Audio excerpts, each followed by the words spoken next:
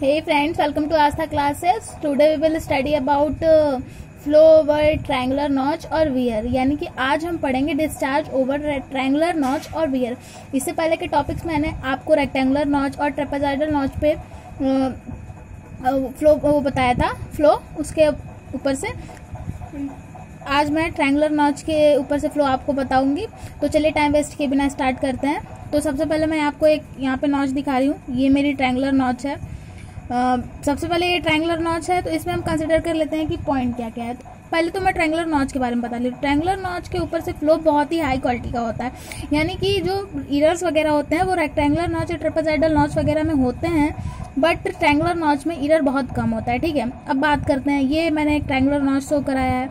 इसका जो ये पॉइंट है ये मैंने 0 रखा है, इसका जो सिंगल पॉइंट है जहाँ से ये नॉच डिवाइड हो रहा है।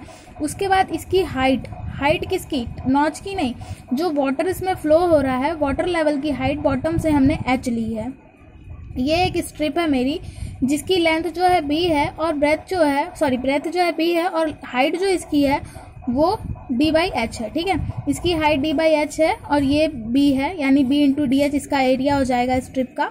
ये पॉइंट मैंने c लिया है, ये पॉइंट मैंने d लिया है, और ये जो मीडियम पॉइंट है, जो एकदम बीच का पॉइंट है, इसको मैंने m माना है। ठीक है, ये दो एंगल हो रहे हैं। एक जो फुल एंगल हो रहा है वो थीटा हो रहा है हमारा, इस एंगल को मैंने थीटा कंसिडर किया है। तो अगर मैं इसका हाफ एंगल लूंगी, यानी दोनों मिला के थीटा हो रहा है, तो हाफ θ/2 हो जाएगा। ओके, अब बात करते हैं कि ये स्ट्रिप के ऊपर जो वाटर फ्लो लेवल है, यानी स्ट्रिप के ऊपर से वाटर कहाँ तक फ्लो हो रहा है, उसकी हाइट मैंने h ली है। स्ट्रिप की हाइट dh है और ये हाइट dh है। देखिए आप समझ सकते हैं, ये हाइट मैंने h ली है, ये टोटल हाइट हमारी h है, कैपिटल H है, और ये हाइट हमारी स्मॉल h है। तो जब यहाँ से यहाँ तक की हाइट हमको कंसिडर करनी पड़ेगी तो h माइनस h हम कर देंगे, हमें हाइट मिल जाएगी। ठीक है, तो इतना हो गया। अब स्टार्ट करते हैं अपना टॉपिक। ये हमारा फ्री सरफेस है। अब मैं अपनी प्रूविंग स्टार्ट करती हूँ। ओके, तो सबसे पहले इन ट्राइंगल OMD, यानी कि पहले हम ये वाला ट्राइंगल ले रहे हैं। ओके, θ/2 वाला OMD। ठीक है, तो अब tan की वैल्यू क्या होती है? tan होता है हमारा लंब बटे कर्ड। तो अकॉर्डिंग टू द लंब बटे कर्ड tan हमारा होता है लंब बटे कर्ड। तो इसमें हमारा लंब जो हो रहा है MD कहाँ है हमारा, ये हमारा लंब हो रहा है। ठीक है, और कर्ण क्या हो रहा है MO, यानी कि ये हमारा कर्ण हो रहा है, ये हमारा बेस बन जाएगा। ओके, उसकी जरूरत नहीं है, लंब बटे कर्ण MD बटे MO। अब हम इनकी वैल्यू प्लेस करते हैं। ठीक है, MD की वैल्यू क्या है, ये हमारा MD है। तो अगर ये पूरा स्ट्रिप B है, इसकी ब्रेथ जो है B है, तो अगर MD निकालेंगे तो B/2 हो जाएगा। B/2 मैंने लिख दिया है। अब बात करते हैं MO की। MO, तो MO आप देख सकते हैं कि ये H माइनस H है, तो इसकी वैल्यू मैंने यहाँ पे पुट कर दी है। ठीक है, कोई डाउट? उसके बाद अब B की बात करते हैं। अब इसी इक्वेशन ओके, अब आगे तो tan θ/2 equals MD/MO equals B/2 H minus H हो जाएगा। इस इक्वेशन को हम सॉल्व करेंगे तो हमारा B equals to 2H minus H tan θ/2, यानी कि ये B इधर चला गया, ये 2 यहीं रह गया, इनटू में ये चला गया और tan θ/2 ये हो गया। ओके, तो B हमारा ब्रेथ ये निकल गया स्ट्रिप का। अब एरिया ऑफ स्ट्रिप निकालते हैं। एरिया ऑफ स्ट्रिप आपको पता है कि ये स्ट्रिप है तो इसका एरिया लेंथ इंटू ब्रेथ ही होता है, बिकॉज ये रेक्टेंगुलर है। ओके, तो लेंथ इंटू ब्रेथ तो B इंटू DH, क्योंकि इसकी जो लेंथ है वो B है और DH ये इसकी हाइट है। ब्रेथ इसकी B है और DH हाइट है। अब यहाँ पे B की वैल्यू आपको पता है, मैंने पुट कर दी, और DH। ओके, तो ये हमारा हो गया एरिया ऑफ स्ट्रिप। क्या हो गया, 2 ब्रैकेट में H minus H tan θ/2 DH। अब वेलोसिटी ऑफ वाटर स्ट्रिप निकाल लेते हैं। ये हमारा एरिया निकल गया। Velocity of water strip √2gh होगी। Therefore discharge through strip. अब डिस्चार्ज की बात करते हैं। तो अब हमको वेलोसिटी मिल गया और एरिया मिल गया, तो डिस्चार्ज थ्रू ट्रायंगुलर नॉच क्या होगा, CD into area of strip into velocity of strip. CD वैसे ही रहेगा, कोफिशिएंट ऑफ डिस्चार्ज है। वैल्यू पुट कर दी मैंने यहाँ पे एरिया की 2H minus H tan θ/2 DH into velocity √2gh।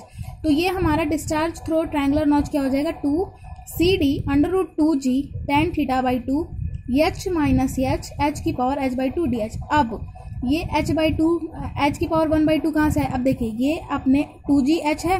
अब यहाँ से मैं 2g को सिर्फ अंडर रूट में ले रही हूँ, मतलब अगर ये 2gh है तो इसको एक बार मैं √2g इंटू एक बार h भी तो लिख सकती हूँ।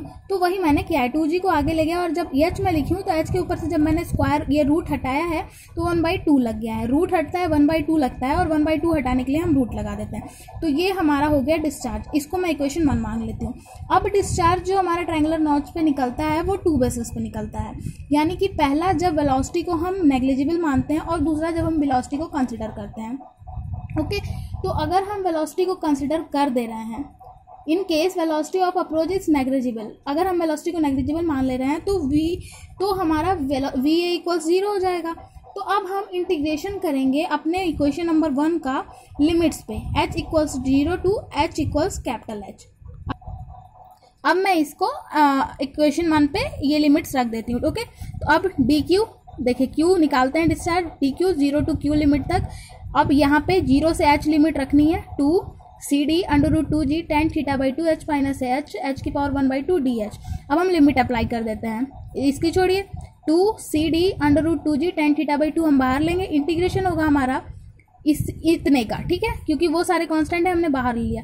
तो अब अगर इस h का मल्टीप्लाई मैं इसमें भी कर दे रही हूँ और इस h का मल्टीप्लाई मैं इसमें भी कर दे रही हूँ, तो कैपिटल H इंटू h की पावर 1/2 माइनस h की पावर 3/2। h की पावर 3/2 की होगी क्योंकि ये h और ये h जब मल्टीप्लाई होगा तो 1/2 में अगर आप +1 कर देंगे तो 3/2 निकल जाएगा। तो क्योंकि ये h 2 बार है इसलिए h की पावर 3/2 dh हो गया। आगे सॉल्व करते हैं, 2 CD √2g tan θ/2।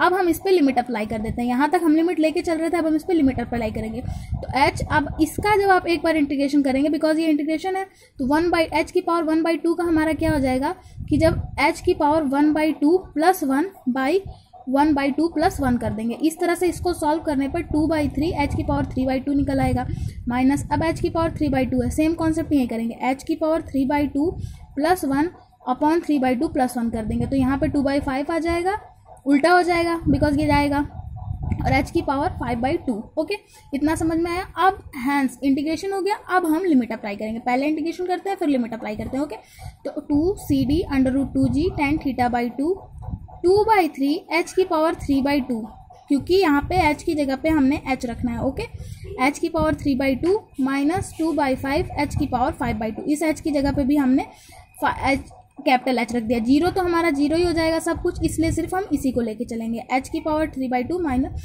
तो इस तरह से हमारा आगे पीछे मल्टीप्लिकेशन करने पे हमारा निकलेगा q = 8/15, 2 to 4 हो जाएगा और ये 15 हो जाएगा, और इस 4/15 का जब मैं यहाँ मल्टीप्लिकेशन करूंगी तो 8/15 हो जाएगा। Okay, CD √2g tan θ/2 h की पावर 5/2। ओके, इतना समझ में आ गया, ये दोनों हमने बाहर ले लिया था, h की पावर 5/2 हमारा हो गया। तो ये हमारा जब हम वेलोसिटी को नेग्लिजिबल मानेंगे, 0 मानेंगे, तब निकलेगा। इसको मैं इक्वेशन नंबर 2 मान ले रही हूँ। अब अगर हम बात करते हैं, अब अगर हम वेलोसिटी को कंसिडर करते हैं तो हमारा वेलोसिटी एट HA हो जाएगा VA²/2g। तो अब हम इस इक्वेशन का प्रीवियस इक्वेशन का जो इक्वेशन नंबर 1 थी उसका इंटीग्रेशन करेंगे लिमिट्स न्यू लेके। तो हमारी न्यू लिमिट क्या होगी, h = HA to h + HA, यानी HA to h + HA करेंगे। तो अब हम फिर से इंटीग्रेशन करेंगे। ओके, तो टोटल डिस्चार्ज अब फिर से इंटीग्रेट करते हैं। तो Q = लिमिट रखिए h, lower limit h, upper limit h + HA, 2 CD √2g tan θ/2 h minus h की पावर 1/2 dh। इतना तो क्लियर है, अभी तो हमने कुछ किया ही नहीं है। अब स्टार्ट करते हैं, 2 CD √2g tan θ/2 ब्रैकेट में, अब इसका मैं इंटीग्रेशन कर दे रही हूँ, h 2/3 h की पावर 3/2 माइनस 2/5 h की पावर 5/2 लिमिट। यहाँ तक मैंने आपको पिछले यहाँ पे भी सेम बताया था, सिर्फ इंटीग्रेशन किया गया है इस इक्वेशन का। इक्वेशन नंबर फर्स्ट का इंटीग्रेशन करने पे इतना मिल जाएगा, और लिमिट हमारी lower limit h, upper limit h + HA।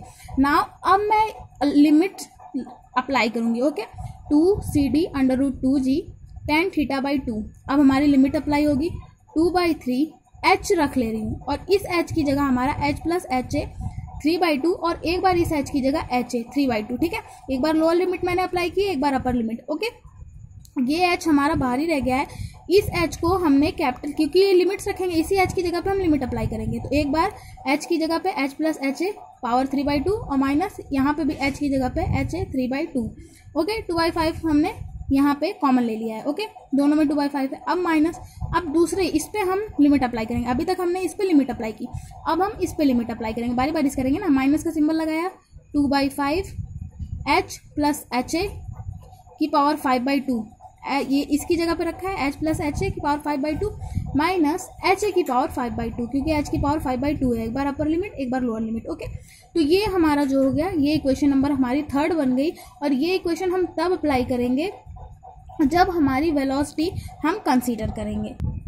अब मैं वापस अपने पुराने इक्वेशन पे आ रही हूँ, इक्वेशन नंबर 1 पे जो एक्चुअली डिस्चार्ज था।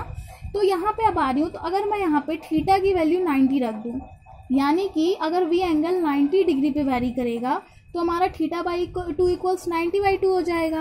अब 90/2 इक्वल्स 45 डिग्री हो जाएगा, और 45 डिग्री हमारा θ/2 होता है, और θ/2 की वैल्यू 1 होती है।